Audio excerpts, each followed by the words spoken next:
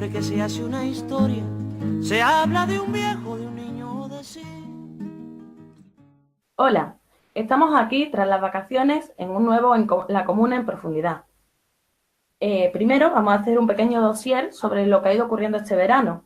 A nivel estatal ha habido varias luchas contra los desahucios, que aunque ya no es un tema de actualidad, sigue de actualidad mediática, sigue siendo un drama para muchas personas en el Estado español. Según datos oficiales, se producen más de 100 desahucios diarios en alquileres y 60 ejecuciones hipotecarias. También se abrió debate en torno al sindicato de prostitutas que se abrió en Barcelona y otra propuesta que estaba en Asturias. También siguió el debate con respecto a la memoria histórica y a la propuesta del Partido Socialista de sacar a Franco del Valle de los Caídos. Militares franquistas y antifranquistas se escribieron cartas condenando o alabando la dictadura franquista. También destacar que empezamos el verano con la huelga en Amazon, que fue todo un hito para el movimiento obrero que parecía estar medio dormido en estos tiempos. A nivel internacional, parece que vuelve a reactivarse la lucha en Ucrania y en Bielorrusia, y con el asesinato del presidente de la República Popular de Donetsk y la propuesta de elecciones para el 11 de noviembre. En Colombia, de donde nos informa nuestra compañera Rosalba Alarcón Peña, siguen los asesinatos de líderes sociales, pero también las protestas. Y por otra parte, el ELN continúa intentando reactivar los acuerdos para poder garantizar la paz en el país, sin ningún tipo de apoyo por parte del gobierno. En Siria, donde parece que el conflicto parecía que estaba finalizando, la situación nunca parece estar del todo controlada, tal y como analizaban en nuestro canal en ebooks nuestros compañeros Pablo García y Aritz Aidí.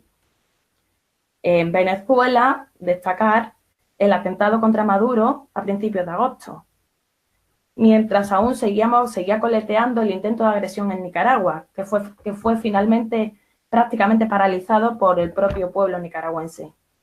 También destacar la cumbre de la OTAN, que tuvo lugar al principio de este verano, donde se empezaron a visibilizar de una forma cada vez más evidente las propias contradicciones entre los socios de la misma. Pero vamos a centrarnos. Se han generado muchos debates este verano, sobre todo en relación con la izquierda o la izquierda parlamentaria visible y su relación con la tradición de la lucha del movimiento obrero y con la propia tradición marxista. Alberto Garzón, líder de Izquierda Unida, decía que el marxismo no era un método, lo que generó muchas polémicas. A su vez también entraron en debates a cuenta del libro de Daniel Bernabé sobre la diversidad y cómo se había atomizado la izquierda. Por otra parte, otro de los debates que entraron de lleno en el foco de las polémicas dentro de la izquierda fue la sindicación de la prostitución, que en pleno debate sobre la regularización del proxenetismo y con caras visibles de la industria del sexo como representante, también ha generado muchas contradicciones. Y también, como siempre, el debate que ya parece eterno sobre la necesidad de tener una visión antiimperialista e internacionalista. Eso ha generado debates con Venezuela, con Nicaragua, con Siria y desgraciadamente siguen generándose. Más recientemente, esta misma semana, nos generaban un nuevo dilema para la izquierda, que enfrentaba a los trabajadores de Navantia San Fernando en Cádiz con el pueblo yemení, que está siendo bombardeado a diario por las fuerzas de Arabia Saudí. Sobre este dilema y todos los demás vamos a hablar en este programa, que contará con la colaboración de Pablo García. Y bueno, Pablo, ¿qué tal? Pues aquí estamos de nuevo ese nuevo curso. A ver qué nos acapara la actualidad. A ver si por lo menos de Siria nos llegan buenas noticias y podemos celebrar una victoria antiimperialista para aquellos que por edad no pudimos celebrar la de Vietnam. Bien, pues para empezar un poco en materia, ¿cómo ves los planteamientos desde la izquierda más visible? Porque hay que dejar claro que que la izquierda no es solamente los que están en los parlamentos o no es solamente los representantes de los sindicatos. O sea, hay una serie de personas que están trabajando muy duro por cambiar el estado actual de las cosas. Aunque es cierto que tienen quizá menos visibilidad y sobre todo menos tribuna, menos altavoz, menos forma de que eso pueda generar otros debates. ¿Cómo ves la situación actual en el Estado español? Bueno, vamos a ver. ¿Con qué nos estamos encontrando? Primero, desde la derrota del campo socialista europeo entre 1989 y 1991 y tras 20 años de ofensiva neoliberal, capitalista, bueno, capitalistas, que a mí hablar de neoliberalismo, bueno, de capitalismo, de ideología burguesa, nos encontramos con una izquierda, y cuando hablo de la izquierda me estoy refiriendo a la izquierda parlamentaria, a la izquierda que, como tú decías, tiene visibilidad política, tiene visibilidad mediática, que ha decidido aceptar un retroceso ideológico terrible. Por ejemplo, el caso que has comentado de Navantia. ¿Qué nos encontramos? Nos encontramos que esas bombas y esas corbetas que se van a fabricar para Arabia Saudí no van a ir a los arsenales de Arabia Saudí y se van a quedar ahí, sino que al día siguiente van a ser utilizadas para asesinar niños, asesinar niñas, asesinar mujeres y hombres en Yemen. Una guerra que además es una guerra olvidada, no es una guerra mediática, porque Siria tiene la suerte dentro de la desgracia que sufre, de tener una guerra mediática y de tener un gran movimiento de apoyo, digamos, entre la izquierda más revolucionaria, ¿no? Por desgracia, a Yemen no le ocurre esto. Entonces, la izquierda parlamentaria, la izquierda mediática, la izquierda visible para la gente, para el ciudadano medio, o sea, todos esos partidos políticos que salen de los medios de comunicación, no han sido capaces de plantear una alternativa al modelo de capitalismo monopolista en el cual estamos inmersos, al imperialismo. Lo que es más, incluso parte de esa izquierda está asumiendo la hipótesis de que el imperialismo ya no existe. El imperialismo, tal como lo entendemos, ¿no? El imperialismo de Estados Unidos y sus países satélites.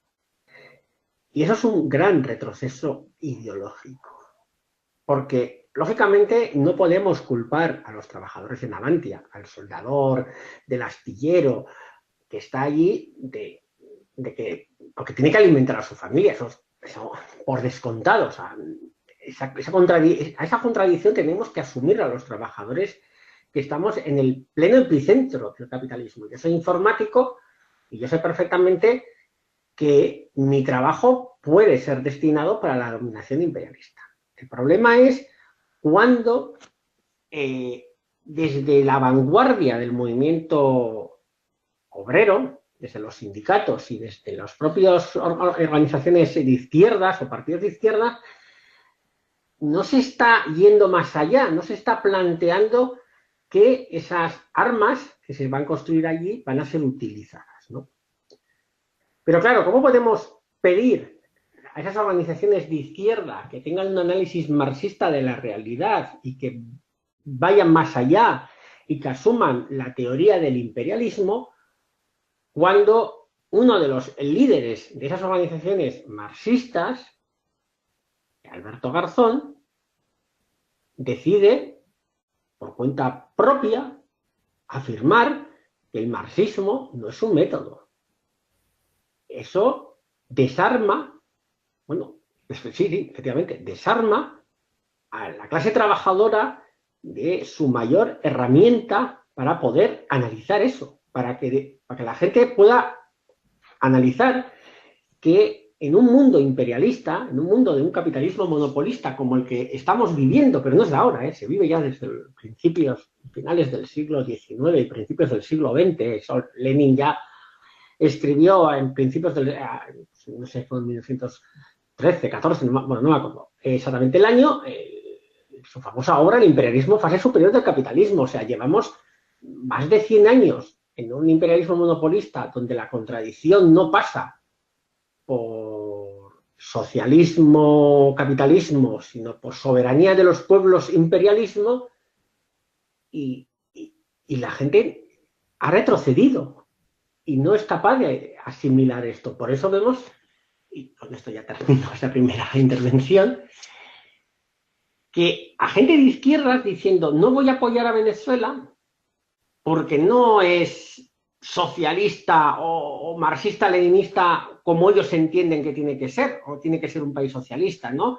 O no es, efectivamente no es un país marxista-leninista, ni siquiera efectivamente es un país socialista en los parámetros que entendemos el socialismo, pero es un país objetivamente progresista. Bueno, pues no apoyo a Venezuela, no apoyo a Nicaragua porque no se quieren a Daniel Ortega. O sea, estamos buscando un purismo fuera, estamos buscando que países como Venezuela, Nicaragua o Siria sean puros, sean inmaculados desde nuestro dogma ideológico, y ese purismo de dogma ideológico no lo estamos teniendo aquí, en casa, donde, en pleno epicentro del mundo imperialista, sí podemos socializar un montón de cosas, sí podemos parar agresiones imperialistas y sí podemos hacer muchísimas cosas, porque aquí sí estamos desarrollados, aquí sí las fuerzas productivas están completamente desarrolladas, pero en cambio aquí no somos capaces de pedir la intervención del precio del recibo de luz, del alquiler, del precio de la vivienda y de cosas básicas. Y bueno, hasta aquí mi primera intervención. De hecho, yo considero que, bueno, es muy llamativo porque los más puristas y más exigentes fuera son después los que más piden comprensión y aquí. Hay que comprender que no se pueden enfrentar determinadas cosas.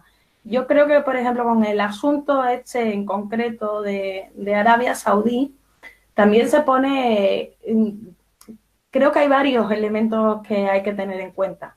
Arabia Saudí es un socio fundamental para la oligarquía económica del Estado español. Eso es importante tenerlo en cuenta. Es importante que sepamos que cuando los famosos audios de la Corina y tal y cual, de lo que estaban hablando era de eso. O sea, el hecho de que Juan Carlos tuviera una o 500 amantes en realidad no es relevante. El hecho de que estuviera llevándose comisión por vender armas y establecer negocios o poner a las empresas del IBEX en conexión con Arabia Saudí, eso sí es relevante, es bastante relevante, de hecho.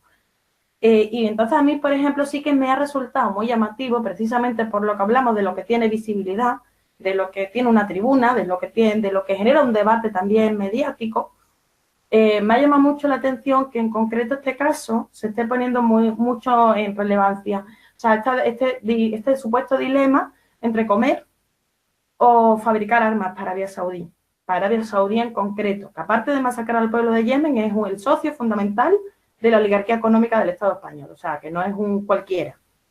Entonces, me llama mucho la atención porque inocentemente, pues puede ser todo casualidad, pero desde los mismos medios de comunicación que también se enriquecen con este tipo de transacciones económicas, están centrándose mucho en generarnos un dilema al respecto de este asunto. Y, sinceramente, yo creo que el dilema no existe. O sea, en realidad no es verdad que no haya opciones. Hay muchas opciones. O sea, Pablo, de todas formas, después, porque no sé si lo había buscado, lo puede comentar mejor, pero incluso dentro de Podemos y de anticapitalistas se han presentado propuestas para buscar una reconversión de las actividades de Navantia. Se han buscado también propuestas también de gente muy válida que hay, por ejemplo, en Izquierda Unida. También se han sacado un montón de propuestas para mejorar la situación económica de prácticamente cualquier pueblo del Estado español. Y son constantemente rechazadas por sus propios partidos, por los sindicatos, pues, que ni siquiera tienen que llegar a que te lo rechace Rajoy o Pedro Sánchez, no hace falta. O sea, se lo cargan antes. Entonces, en un sitio donde está pasando eso, que el debate de la izquierda sea si entramos en un debate de dilema moral con respecto a fabricarle armas a Arabia Saudí, me parece que es un debate interesado para algunos, porque en realidad de alguna manera justificaríamos también las grandes labores que Juan Carlos ha hecho para la marca España, ¿no? O sea, Juan Carlos no ha sido tan buen rey que se ha preocupado por los trabajadores, ¿no? Se ha preocupado por los trabajadores de Navantia porque les ha dado la única opción laboral que tienen. No es la única opción, hay muchas más opciones.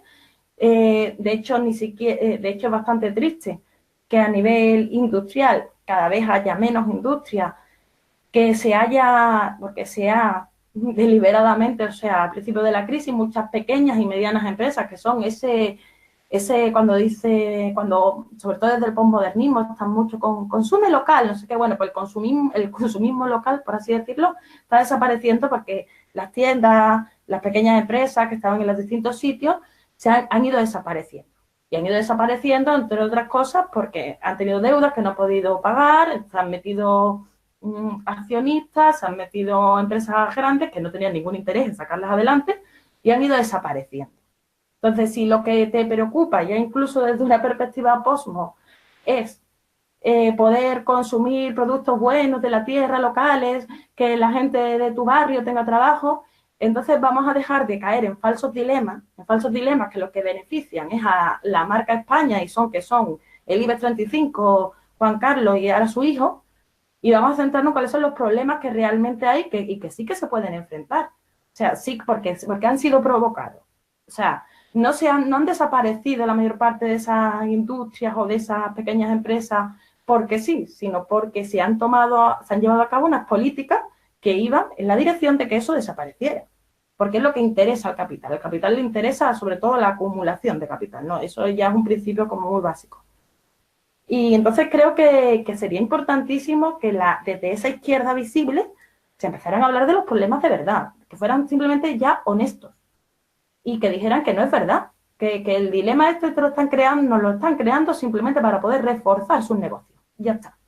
No, y paralelamente, evidentemente, no reconocer que han hecho muy malas políticas y que las políticas económicas que se han llevado a cabo han sido en detrimento de la clase trabajadora del Estado español y, por supuesto, de la clase trabajadora internacional, pero también de la clase trabajadora del Estado español. Y, bueno, tampoco me quiero extender mucho, que también es que yo... Pablo. Sí, mira, empezando por el final. Es que la pregunta que habría que hacer es, ¿la dirección política de esas organizaciones de la izquierda que tiene ¿cómo se dice? Un púlpito político desde el cual hablar a la gente y acumular gente, Podemos, por ejemplo, que ha tenido una gran capacidad mediática, que se le han puesto muchos micrófonos y muchas cámaras delante. Mi pregunta es, ¿en algún momento han pensado en superar el modelo capitalista actual? No. Y ahí está el problema.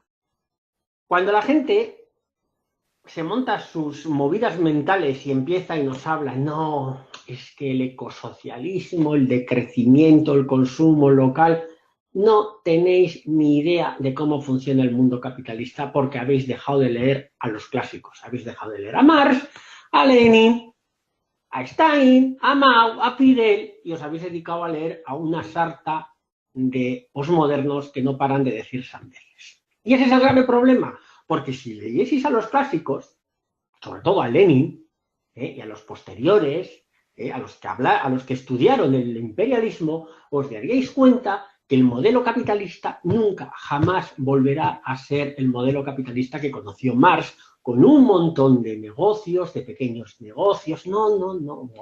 Como tú has dicho, Carmen, el capitalismo solamente tiene una máxima, que es la mayor acumulación de capital y de beneficios posibles. No la acumulación de capital y de beneficios, sino la mayor acumulación de capital. Y esto significa que el pez grande se come al pez chico siempre, siempre, siempre. Y así tenemos a las grandes cadenas de distribución de alimentos, a las grandes cadenas de supermercados, arrasando en todos y cada uno de los barrios y de los pueblos de este país. Y da igual que compres en el mercado de la esquina, que eso va a seguir pasando. Porque no vas a conseguir que todo el mundo compre en el comercio. Porque nuestra vida ni siquiera está estructurada para comprar en el pequeño comercio. Porque para empezar no tenemos capacidad de hacerlo, ni siquiera económicamente, porque tenemos unos salarios bajísimos. Tenemos unos salarios de mierda, tenemos una jornada laboral de mierda que te evita poder tener el tiempo suficiente para poder comprar en modo local. No va a existir, eso es idealismo. Quien piense que se va a poder consumir en local, que podemos cambiar el capitalismo para poner un rostro humano, se equivoca. La única opción posible está en destruir el capitalismo y montar un modelo distinto que se llama socialismo. No hay más, no hay más. Es que perdemos el tiempo y llevamos, no sé ya cuántos años, porque llevamos desde que acabó el campo socialista en Europa con el mismo debate estúpido. Pero es que encima, ahora que hemos sufrido la mayor crisis económica de décadas, no hemos sido capaces de asimilar esto, no hemos sido capaces de estudiarlo y de analizarlo. No es posible un capitalismo de rostro humano. Lo primero que tenemos que tener claro, no es posible la vuelta al comercio chico. Estamos en la fase del capitalismo imperialista y no hay más que ver que realmente empresas hay muy pocas. Marcas de coches, por ejemplo, en la industria automovilística hay un montón, pero empresas de coches hay 4. Porque la Volkswagen tiene la SEAT, la Audi, ¿no? Es que al final funciona así, en la máxima acumulación posible de capital. Eso por un lado. Por otro lado, has comentado, efectivamente hay luchas dentro de las organizaciones de izquierdas y gente que sigue intentando luchar, porque dice, yo quiero luchar y me meto aquí a luchar. Hay un caso en Cádiz, yo no lo conozco muy bien, lo hablo un poco por encima, seguro que alguno de los que nos esté escuchando, posterior, que escuche este vídeo, nos podrá dar más información. Jesús Rodríguez, que parece ser que era un dirigente de Podemos en Andalucía, intentó hacer un estudio para el cambio del modelo productivo en la bahía de Cádiz para pasar de una industria armamentística al servicio de la OTAN a otro modelo de industria. Y se le frenó. Y se le frenó. ¿Por qué?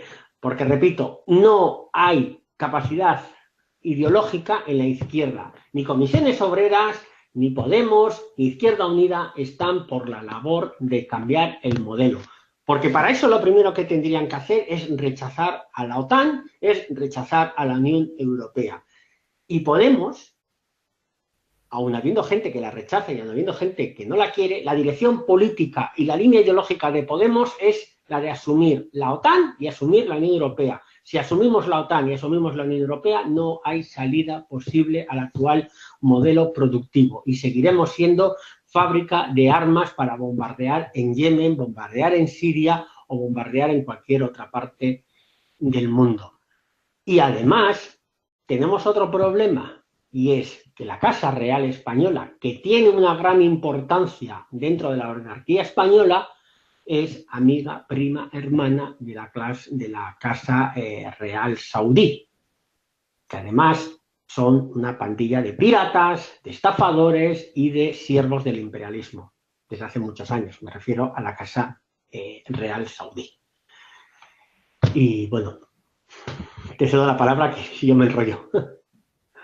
Bueno, de eso se trata, de que estemos aquí un poco de tertulia. Con respecto a lo que estábamos hablando de la acumulación, eso de las marcas de los coches, pero también pasa, por ejemplo, con los medios de comunicación. En el Estado español en realidad hay 2 o 3 medios de comunicación, o sea, medio de comunicación no, medio de comunicación hay muchos, pero están controlados por 2 o 3 corporaciones, ya está. Entonces es muy difícil, porque además tú te puedes meter y te das cuenta, bueno, lo que se ha hablado muchas veces, ¿no? El dueño de la Sexta, que se supone que es progresista, y el dueño de La Razón, que es muy de derecha por ser suave, es el mismo. Y esto ocurre constantemente, ¿no? Entonces, es interesante también ver que cuando también se habla de opinión pública, que como decía una viñeta de Quino, el autor de Mafalda, la opinión pública lo que no sabe es que está en manos privadas. Y está completamente en manos privadas. Con esto lo quiero hilar con otro asunto. Desde hace mucho tiempo, y una experiencia que he vivido dentro de la militancia ha sido que cuando el discurso mayoritario, que es el que se transmite por esos medios de comunicación, es un discurso, pues evidentemente insolidario, racista, clasista, machista, todos los elementos que puedan sostener este sistema. Cuando eso se ha vivido dentro de una lucha, ha habido 2 posturas. Yo he visto 2 posturas. Una de rechazo a lo que ellos entienden como clase obrera, que entienden como clase obrera a todo el que no esté tan formado como ellos. O sea, es básicamente un poco el planteamiento. De hecho, en debates que he presenciado sobre izquierda y clase obrera, siguen planteándolo así. O sea, su perspectiva es más de marcar una distinción por tener más o menos formación académica, que en realidad no es que sea muy representativo, pero ellos van por ahí. Bueno, a lo que voy. Unos han decidido rechazar a una clase obrera que está muy implicada en el discurso, digamos, más, en el discurso que te meten, en el discurso de los grandes medios, y entonces considera que son gente muy retrasada, que son unos racistas, que son unos machistas, y ni hablan con ellos, se dedican a hacer sus cosas en sus universidades. Cosas que además cada vez son más complicadas porque todo, no paran de inventar palabras, todas ahí en inglés, y después te dicen que estás haciendo, yo qué sé, class washing. Esos unos. Y otros, lo que básicamente defienden es no confrontar. Es decir, si hay una actitud racista, decir, bueno, nosotros nos callamos porque tenemos que conseguir el apoyo de tal sindicato o de tal grupo de trabajadores. Creo que una actitud es completamente infantil y ridícula, porque además no va a ningún sitio, pero la otra actitud, la de no confrontar, la de no formar, es una actitud irresponsable. Porque si se supone que nos hemos esforzado en la militancia, en tener formación y en trabajar como vanguardia teóricamente del movimiento obrero, de la lucha de los trabajadores, tenemos también una responsabilidad a la hora de saber trabajar esas contradicciones que también se van a crear. Porque se van a crear, porque es que el pensamiento dominante es el pensamiento de la clase dominante. Y efectivamente, pero es que no hay que irse a lo que ellos entienden como clase trabajadora, que sería algo bastante más reducido de lo que es la clase trabajadora. Pero bueno, no hay que irse ahí, es que cualquiera, en realidad estamos completamente impregnados de esos valores. Entonces podemos encontrar, sobre todo, una insolidaridad tremenda, porque el discurso habitual es completamente insolidario de ver lo tuyo, tú mira por ti, mira por tu familia.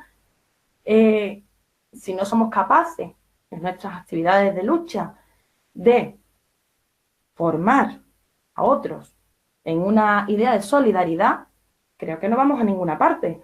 Y entonces creo que sí, que está muy bien el hecho de saber que no vamos a contar con los posmodernos que están en sus universidades aprendiendo idiomas nuevos creados entre el inglés, el español y conceptos abstractos. Esa gente no van a aportar nada, pero los que sí están en la lucha sí que deberían de pensar que tenemos que romper un poco ya con el miedo, que es un miedo que yo creo que proviene sobre todo desde la caída del muro de Berlín, que es el miedo a que nos tengan por radicales o a saber enfrentar. Hay que saber enfrentar, saber decir las cosas claras y saber en un momento determinado decir, mira, pues el compañero yemení es que es tu compañero. El compañero yemení sí lo es. El que no es tu compañero es Amancio Ortega. Ese no es tu compañero. Y eso hay que saberlo explicar, porque en realidad nadie es tonto. Es decir, si tú a la gente eres capaz de explicarle bien cómo funcionan las cosas, todo el mundo lo va a entender. Esa actitud de es que la gente es tonta y no entiende, es la actitud que ha tenido sobre todo la cúpula de Podemos para justificar su cobardía. O sea, yo soy incapaz de enfrentarme a al discurso de Pablo Casado, entonces voy a decir que es que no puedo hablar porque es que la gente es tonta y no entiende. No, la gente no es tonta. La gente sabe entender las cosas. Lo que pasa es que tú también tienes que saber explicarte. Y si tú has tenido más suerte, porque esto sí que es una cuestión de suerte, de haberte podido formar, de haber militado y haber conocido a unas determinadas personas y haberte impregnado de no solamente de la teoría, sino también de la praxis.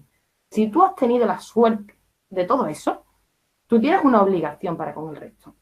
Y si entendiéramos el concepto de solidaridad, lo veríamos claro. Pero en realidad no lo entendemos. Y no lo entendemos y se ve con esto, se ve con el debate de la diversidad, se ve con el sindicato de prostitutas y se ve con todo. No estamos entendiendo que nuestra lucha no es una lucha para nosotros, ni siquiera es una lucha para mañana. O sea, cuando todo lo que nosotros hagamos hoy, probablemente no vayamos a ver una revolución, pero es que eso no era algo que antes tuviera que importar. O sea, nosotros se supone que estamos siguiendo unos principios ideológicos, teóricos y prácticos con una finalidad concreta de crear un mundo muy diferente al que vivimos ahora, que a lo mejor no vamos a ver, que por lo tanto no nos va a repercutir personalmente en absoluto, pero que aún así se entendía que esto era más importante que el hecho de uno mismo.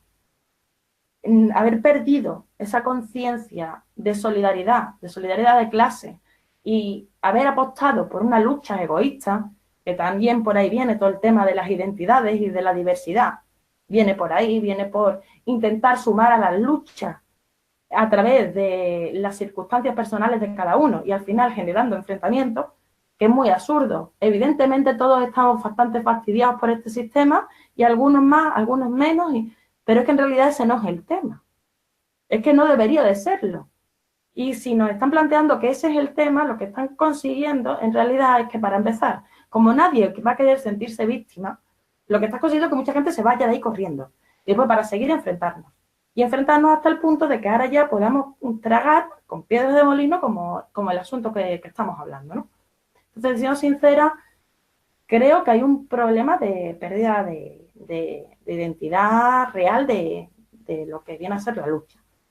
Porque estamos entre el miedo a decir quiénes somos y qué es lo que queremos. O sea, tenemos un miedo total a decir, por ejemplo, hay un miedo total a decir, mira, yo soy comunista. Eso da miedo. Da miedo hoy en día decirlo. ¿Por qué? Porque es que puede generar rechazo. Porque es que aquí hubo una dictadura 40 años que estaba basada en el anticomunismo. Entonces hay mucho anticomunismo. Sí, y también hay mucho, o sea, no solamente es que haya mucho anticomunismo, es que está todo el mundo contaminado por el capitalismo. Si partimos de la base de que la gente no puede cambiar, de que nadie nos va a entender, pues apaga y vámonos. No hay lucha. Ya está, no hay. O sea, nadie nos va a entender, esto no va a cambiar, todo el mundo está contaminado de capitalismo. Pero yo creo que se supone que creemos que podemos hacer las cosas. Si no las creemos, pues ya está. O sea, pero entonces no vayas de referente de nada, porque si no te lo estás creyendo. Ya está, punto. Sí, además has tocado puntos muy interesantes, ¿no? Y yo de esto quiero contar un poco. Mira, el problema es que nos encerramos en pequeñas cajitas ideológicas y cada vez más chicas, ¿no? No sé, yo tengo ya 40 años, ¿no? Entonces, cuando tenía 20 años, escuchaba a la gente decir cosas, ostras, muy duras, ¿no? De la lucha de clases, a gente que ni siquiera era comunista, pero tenía muy claras ciertas cosas. Ahora no, Entonces, ahora vamos particionando las luchas.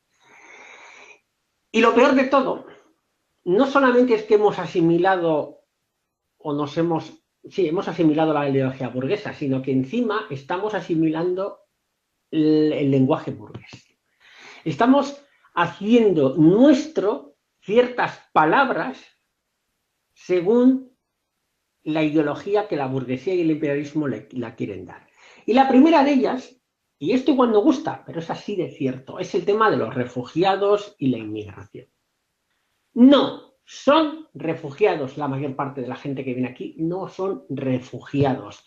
El bienvenido refugiados, que parece muy noble, que es muy noble, porque claro, lógicamente a esa gente hay que ayudarla una vez que llegan aquí, porque llegan huyendo de la miseria y del hambre y de la destrucción y de la guerra. Pero no son refugiados, son desplazados por culpa de la guerra, la miseria y la destrucción que nuestros gobiernos imperialistas están llevando a esos países. Y no es bonito, y no es romántico, ni es alegre que esa gente llegue aquí. Porque lo que estamos haciendo es saquear intelectualmente a esos países. Porque la gente que llega aquí es gente muy preparada, que no tendría que estar aquí, tendría que estar allí. Cuando tú quitas a la élite intelectual, y ya sé que suena un poco elitista, pero es así de cierto, cuando quitas a la élite intelectual y técnica de esos países y les haces trabajar aquí de manteros y de albañiles, porque aquí muchos de los que trabajan extranjeros de manteros, de albañiles y de cuidadoras tienen titulación universitaria superior en sus países, ¿eh? Lo que estamos haciendo es hacer que esos países no puedan desarrollarse, porque todas las profesiones son nobles y por supuesto, pero todos sabemos que un albañil se forma en 2 meses y un ingeniero se forma en 5 años y con muchísimo más dinero. Y si quitamos a todos los ingenieros de los países africanos y a todos los médicos y a todos los arquitectos, estamos haciendo un saqueo. En cambio, la izquierda es incapaz de hacer ese análisis, la izquierda posmoderna, y aquí es todo alegría porque la gente viene. No, yo cuando veo aquí que hay médicos, abogados y arquitectos de los países africanos, no siento alegría, siento una gran tristeza, porque no tienen que estar aquí, tienen que estar allí, ayudando a desarrollar sus países. Pero claro, cuando en alguno de esos países, como pasó con Patrice Lumumba, con Thomas Sankara, o pasa ahora, o bueno, estamos celebrando hoy el 11 de septiembre. El 11 de septiembre significa que en el año 1973 un gobierno de ideología socialista, pero que no estaba haciendo ningún tipo de revolución socialista, sino estaba haciendo una transición pacífica al socialismo en los parámetros de la democracia liberal burguesa, sufrió un golpe de Estado porque quería que los recursos naturales y energéticos, o en este caso naturales, que era principalmente el cobre de Chile, se quedasen en Chile y que el imperialismo y que las potencias imperialistas pagasen un precio justo y le dieran un golpe de Estado. Y cuando en Venezuela pasa lo mismo, en Bolivia pasa lo mismo, en Nicaragua pasa lo mismo, les llamamos dictadores. Y a ese carro de dictadores se suma la izquierda posmoderna, porque la izquierda posmoderna ha asumido el discurso imperialista. ¿Por qué? Porque vive muy bien dentro del imperialismo. Se vive muy bien siendo un pequeño burgués posmoderno, dando charlas en la universidad, siendo un Juan Carlos Monedero, que va muy de así, pero luego vive muy bien de ser un pequeño burgués. Y a él que no le toquen sus cuartos, y a alguien que no le toquen los beneficios de vivir en el epicentro imperialista. Y luego empieza a decir sandeces sobre los países del tercer mundo, países subdesarrollados. Lo mismo pasa con Pablo Iglesias, es que las cosas hay que decirlas por su nombre. Y lo mismo pasa con estos intelectualillos tipo Albarrico, toda esta gente que empieza luego a escribir en medios como Rebelión ORG y toda esta gente que empieza a hacer el discurso imperialista a favor de la agresión a Siria, de la agresión a Venezuela, porque la izquierda posmoderna ha abandonado dos principios básicos de cualquier izquierda: la no injerencia y el internacionalismo proletario. Y lo has dicho, el yemení es nuestro amigo y Amancio Ortega no, porque nuestro amigo, nuestro compañero de lucha, nuestro compañero de barricada, de trinchera, ya sé que son palabras que son muy de los años 30, pero es la realidad, es cualquier trabajador o trabajadora del mundo. Y no va a ser nunca un aliado, es un burgués. Y ya está. Y mucho menos un burgués imperialista como Amancio Ortega. Porque, bueno, hay burgueses que coyunturalmente son nuestros aliados. El expresidente de Honduras, Manuel Zelaya, era un pequeño burgués, de derechas, liberal, que le dieron un golpe de Estado exactamente porque quería hacer desarrollar su país y se había aliado al movimiento progresista latinoamericano.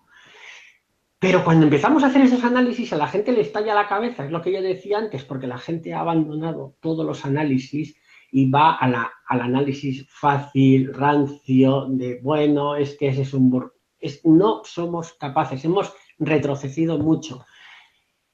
¿Cuál es la solución? Pues difícil, porque la solución pasaría primero por el estudio, la vuelta al estudio del marxismo. Ya ve quién es el guapo que se dedica a estudiar marxismo en 2018. Porque no hay un solo sitio donde se estudie marxismo. Porque ni siquiera hay una organización marxista suficientemente fuerte para poder estudiar marxismo. El marxismo no se estudia en casa. En casa lees marxismo, pero el marxismo se tiene que estudiar en un sitio con compañeros y sobre todo con la praxis. Es vital la praxis, porque puedes leer muchos libros, pero como no tengas experiencia militante, vas a terminar soltando sandeces. Por supuesto, si solamente haces experiencia militante y no tienes una sola formación política, no vas a soltar sandeces, sino que vas a hacer sandeces. O sea, que es imprescindible ambas cosas. O sea, la lucha teórica, o sea, el estudio teórico y la lucha en la calle. Es imprescindible ambas cosas. Pero, ¿dónde la hacemos? Por eso me dedico a los temas antiimperialistas, por eso me dedico a Siria, porque cada vez que intento meterme en la política estatal y la vasca donde yo vivo, no sé por dónde empezar, porque todo está muy mal, es que está muy mal, es que ¿por dónde empezamos? ¿Dónde hacemos algo? ¿Dónde construimos algo? Si cuando intentas construir algo empiezan los egos, una vez me hizo no sé qué, las luchas personales, yo con este no voy, yo con esta sí voy, es que es imposible, es que esto no hay por dónde cogerlo, no hay por dónde cogerlo, y ese es el problema. Y luego las luchas irrisorias, la gente defendiendo un sindicato de legalización de la prostitución, pero por Dios, ¿en qué cabeza entra? Es que hace 50 años al que hubiera dicho eso en la izquierda le hubieran dado 2 sopapos bien dados, pero hoy en día es como lo más progresista, se lo presentan como que a mí me han llegado a llamar machista por decir que la mujer no tiene que prostituirse, que la prostitución es la mayor violencia estructural que sufre la mujer, porque la violencia doméstica es muy dura, las violaciones son muy duras, el asesinato de las mujeres es muy duro, pero si lo contextualizamos en cifras, no son, las mujeres asesinadas no pasan del centenar, las mujeres violadas no pasan de unos pocos centenares, pero la prostitución afecta a miles y miles y miles y miles de personas todos los días del año, porque todos los días del año a las prostitutas se las viola y se las agrede sexualmente. Desde que empiezan a trabajar, entre comillas lo de trabajar, hasta que dejan, entre comillas, de trabajar. Esas 8 horas, esas 10 horas son constantes agresiones y la gente es incapaz de verlo. Y bueno, me he encendido un poco, así que te voy a dejar a ti. En realidad creo que estás tocando, yo creo que el tema fundamental, que es que por un lado, porque sé cómo funcionan estas cosas, el típico, si critica, siempre hay que criticando a la izquierda, vamos a ver. Nosotros nos consideramos personas de izquierda. Como máximo estaríamos haciendo una autocrítica, pero una autocrítica más que necesaria por todo lo que estamos diciendo. Dentro de la tradición histórica, política, de la que estamos hablando, hemos tenido épocas mejores, peores y regulares. En todas las épocas ha habido críticas.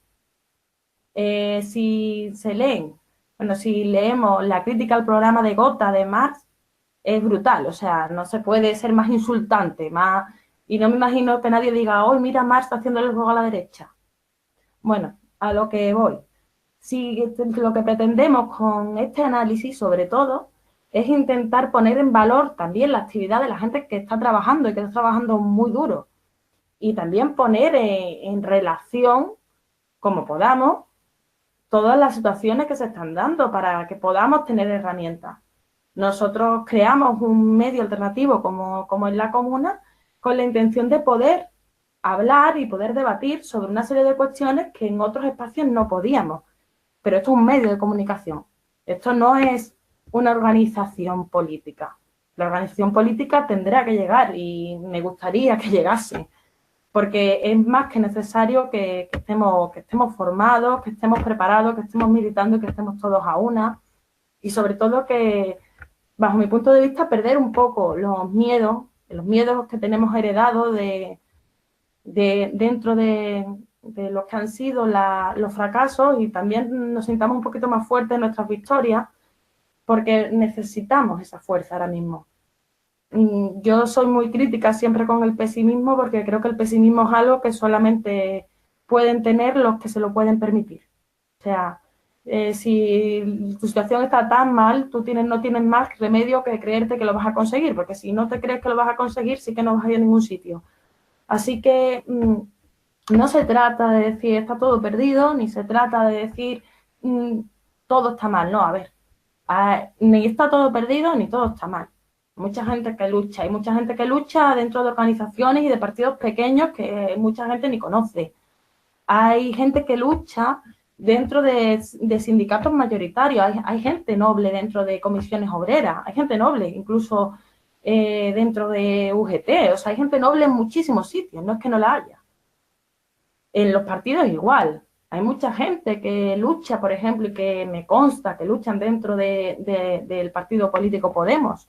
Pero ¿qué ocurre con Podemos? Podemos ha vendido una suerte de horizontalidad que no cumple y que además también está la cuestión mediática. Aunque teóricamente fuese un partido horizontal y todo el mundo tuviese el mismo valor y permitiese esas corrientes internas, lo que diga Pablo Iglesias, Kichi o Echenique va a salir en La Sexta y lo que diga el del círculo de Triana no va a salir en ningún sitio. Entonces es importante entender que las críticas en realidad no son a la gente, a Podemos en general o a la izquierda en general, porque eso sería igual de falaz que decir que todo está perfecto. La crítica es una autocrítica y es un intento de preguntarnos qué está pasando, porque es que no es normal, o sea, no es normal que caigamos en el debate este de Arabia Saudí sin plantearnos que nos están metiendo en un dilema que no existe y que solamente lo que hace es reforzar los negocios de los señores de Líder, de Juan Carlos de Borbón, de Felipe VI. Y nos están metiendo en su debate independientemente, o sea, y encima poniéndonos a niños asesinados a diario en Yemen con esas bombas, o sea, para que ya rebasemos incluso nuestras propias tragaderas, digamos, porque es difícil para cualquier persona ya medianamente sensible asumir un dilema así. Y ese dilema nos lo han puesto así. No es un dilema que sea real. La realidad es que cuando se han intentado cambiar los modelos productivos de determinadas industrias, cuando se han intentado que no se vayan determinadas fábricas o determinadas empresas, cuando se ha trabajado por eso, que hay mucha gente que lo ha hecho, esas personas han acabado fuera, los han echado. Y esto se ha quedado para otro tipo de gente que ni cuestiona ni nada. Y si no cuestionas, te dejan estar. Y si cuestionas, pues nadie sabe quién eres. Y así funciona. Y quería dejar esto claro. Quería dejar claro que no es ni siquiera una crítica en concreto a Podemos ni en concreto a lo que está ocurriendo con el comité de empresa de Navantia. Que esto va más allá. Es que es lo que ha dicho Pablo. Es que hace 50 años nadie, en su sano juicio, hablaría de hacer un sindicato de prostitutas. Porque se entendía que eso era una violación previo pago. Que no podemos estar de acuerdo nunca, jamás, con una violación previo pago, porque nosotros luchamos por la dignidad de todas las personas. Y de todas las personas es de todas. Todas. También, por supuesto, de esas mujeres.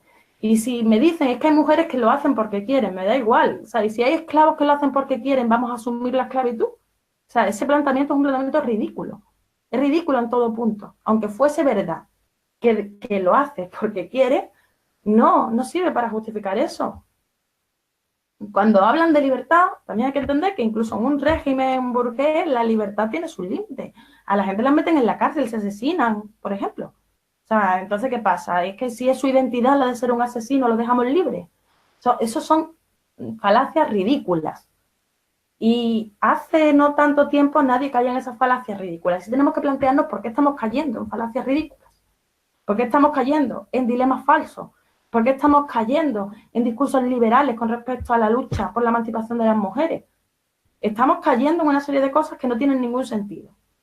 Y lo único que pretendemos con este programa es poner en relevancia que esto no es normal y que tenemos que centrarnos. Y si estamos a lo que estamos, es impensable asumir determinadas cosas. O Ya está, no hay más, no hay otra. Es impensable, punto. Y bueno, y casi ya para ir cerrando, Pablo. No iba a esto, ¿no? A ver, yo quería contextualizar. A ver, ¿por qué me da rabia Rebelión ORG? ¿Por qué me da rabia Podemos? ¿Por qué me da rabia Gara? ¿Por qué me da rabia EH Bildu? Me da rabia porque se supone que son de izquierdas. A mí, que el público, ya no lo considero de izquierdas, o que el ABC, o que el PP diga barbaridades sobre Siria, pues están en su línea.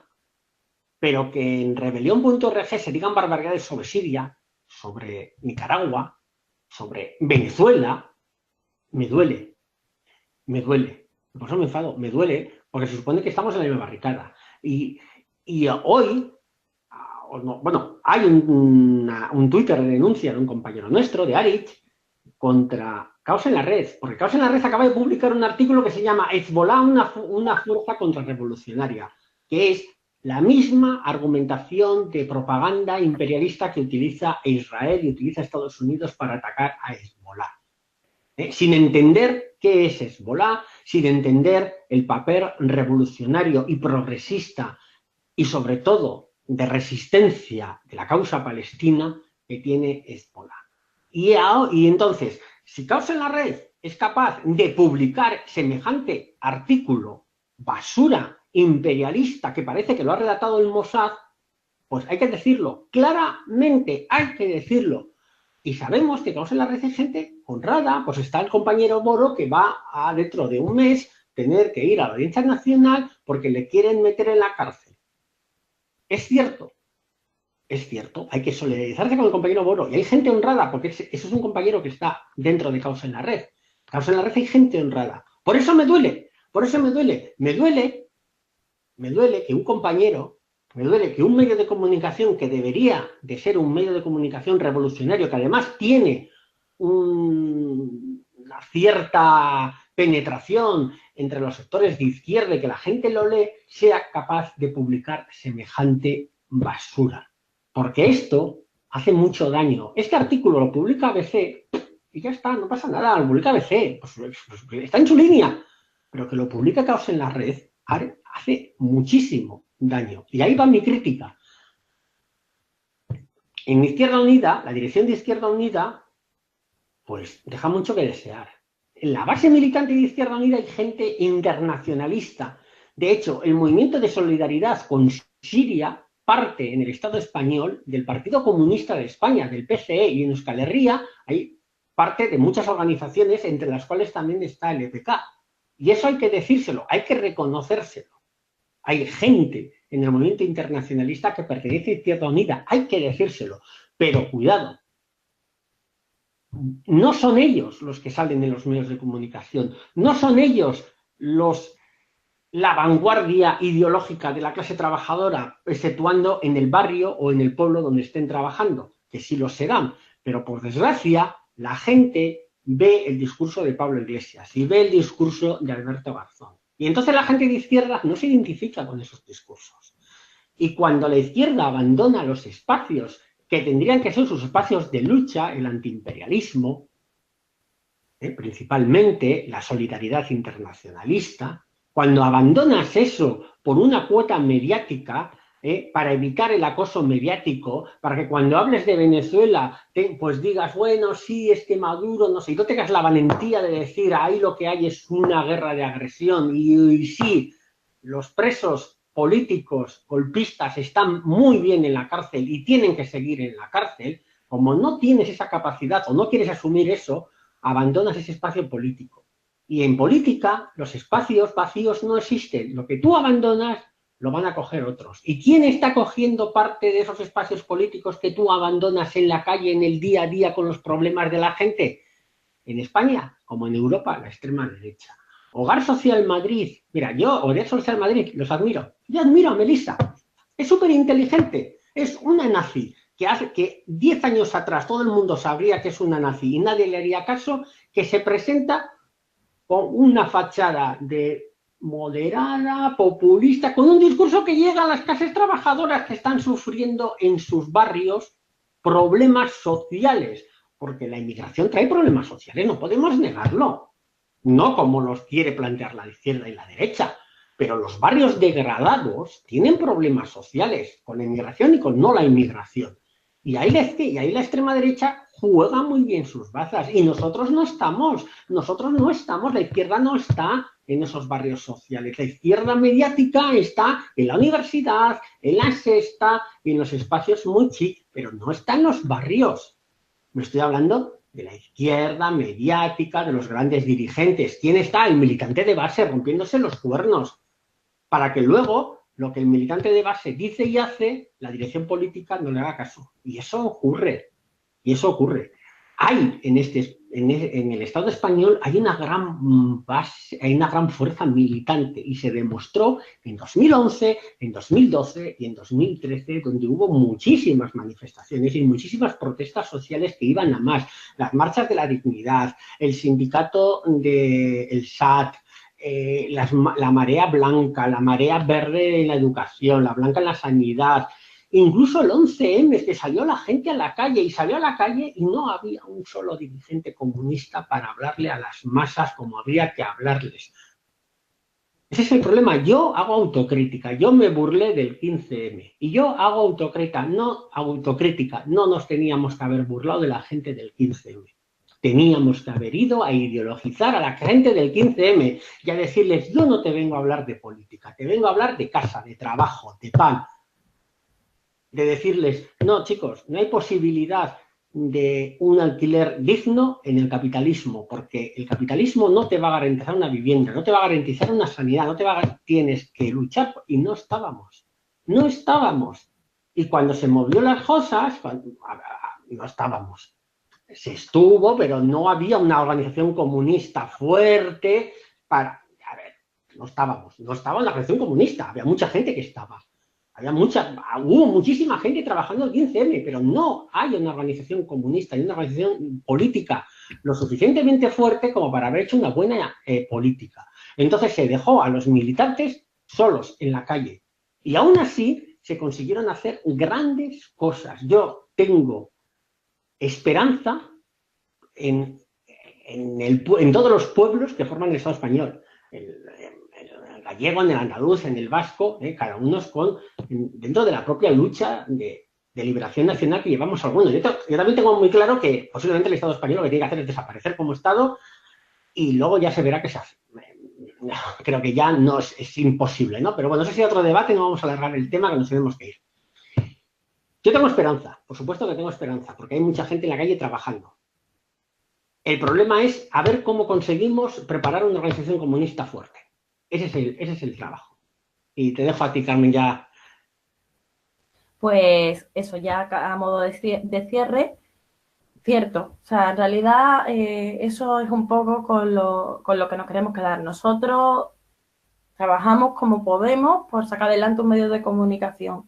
Eso es lo que estamos haciendo. Como medio de comunicación tenemos la obligación de denunciar dentro de nuestra línea editorial, que por supuesto la tenemos.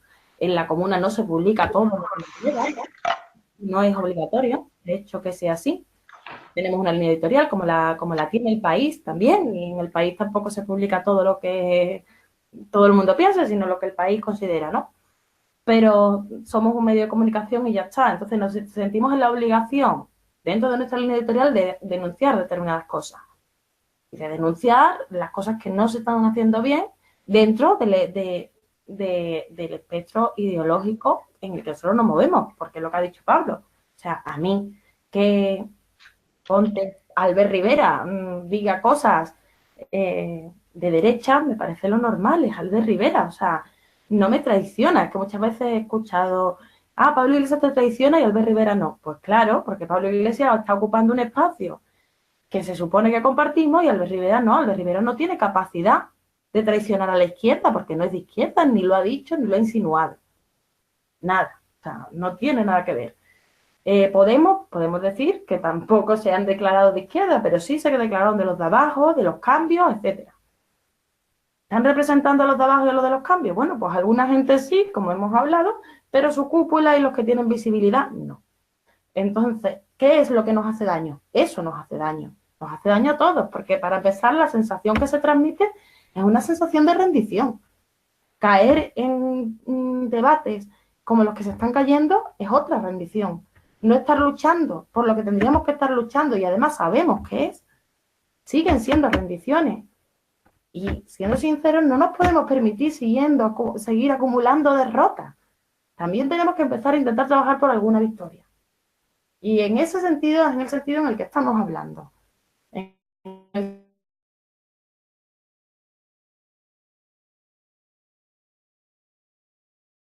Y si no se están haciendo las cosas bien, poder denunciarlas. Y si nosotros no hacemos las cosas bien, que nos denuncien también. O sea, no se trata de eso.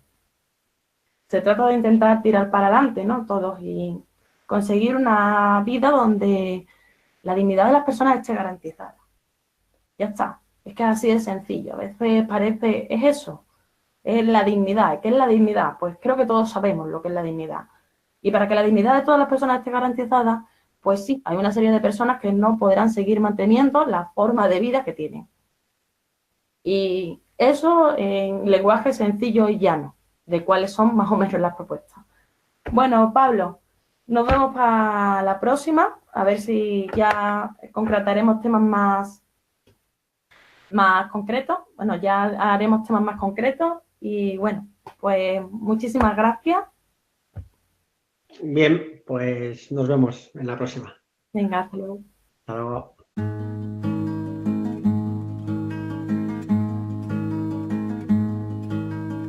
Siempre que se hace una historia, se habla de un viejo, de un niño.